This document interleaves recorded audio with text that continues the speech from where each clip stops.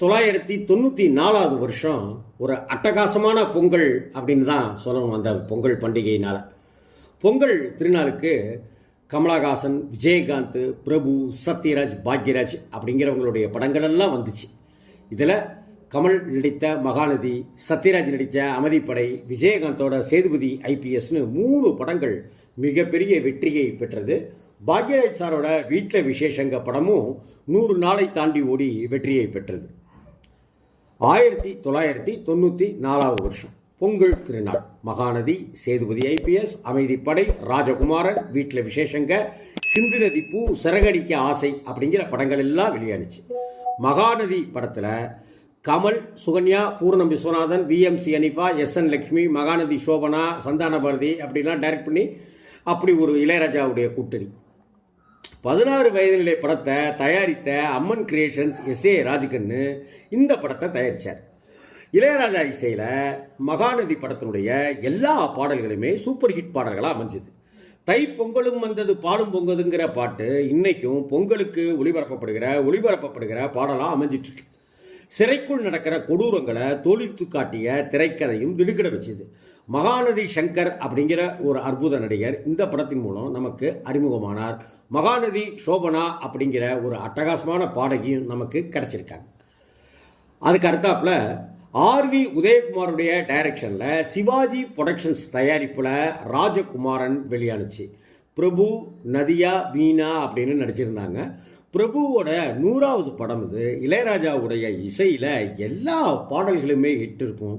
அதுலேயும் எஸ்பிபி ஒவ்வொரு பாட்டையும் ஒவ்வொரு விதமாக பாடி நம்மளை குதூகலத்துக்கே கொண்டு போயிருப்பார். அதே போல் மணிவண்ணன் சார் இயக்கத்தில் சத்யராஜ் நடித்த அமைதிப்படை வெளியானதும் இந்த 94 பொங்கலில் தான்.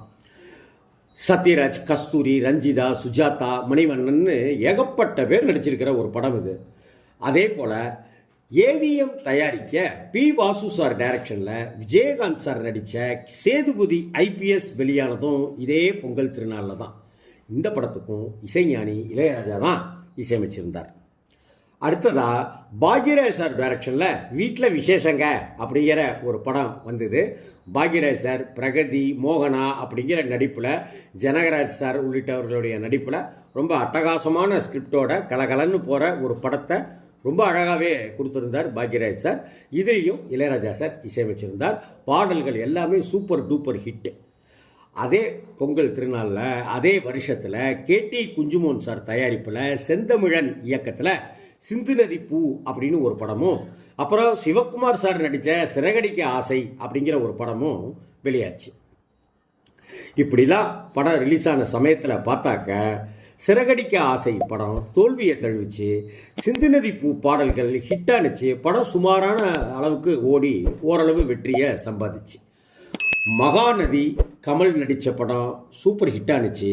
அமைதிப்படை சத்யராஜ் நடித்து மணிவண்ணனுடைய கலகலப்பான சட்டையர் விமர்சனங்கள் எல்லாமே பரபரப்பாக பேசப்பட்டு, அந்த அல்வாங்கிற விஷயம், அந்த அமாவாசைங்கிற கேரக்டர் பயங்கரமாக பேசப்பட்டுச்சு. சேதுபதி ஐபிஎஸ் ஒரு பக்கா ஆக்ஷன் ட்ராமாவாக இருந்து விஜயகாந்த் சாருடைய லைஃப்பில் ஒரு முக்கியமான திருப்பு முனை ஏற்படுத்திய படங்களில், சில்வர் ஜூப்ளி கொண்டாடுகிற படங்களில் ஒரு படமாக இந்த படமும் அமைஞ்சுது. வீட்டில் விசேஷங்கிற பாக்யராஜ் சார் படம், பாக்யராஜ் படங்களுக்கே உண்டான எல்லோருடைய சந்தோஷத்தையும் கொடுக்கிற ஒரு படமாக இந்த படம் அமைஞ்சு அவருக்கும் ஒரு பெரிய வெற்றியை கொடுத்தது. ஒரு பொங்கல் திருநாளில் வெளிவந்து கமலுக்கும் வெற்றி, சத்யராஜுக்கும் வெற்றி, விஜயகாந்த் அவர்களுக்கும் வெற்றி, பாக்யராஜ் சாருக்கும் வெற்றி அப்படின்னு தான் இருந்தது அந்த 94ஆம் வருஷத்து பொங்கல். மகாநதி, அமைதிப்படை, சேதுபதி ஐபிஎஸ், வீட்டில் விசேஷங்க அப்படின்னு வந்துருது. ராஜகுமாரன் அப்படிங்கிற ஒரு படமும் கொஞ்சம் சுமாராக தான் ஓடிச்சு. படம் வெற்றியை தரல அப்படின்னாலும் கூட மகாநதி, அமைதிப்படை, சேதுபதி ஐபிஎஸ், வீட்டில் விசேஷங்க, ராஜகுமாரன் அப்படின்னு ஒரே நாளில் வெளியான 5 படங்களுக்கும் இசைஞானி இளையராஜா தான் என்பது குறிப்பிடத்தக்கது.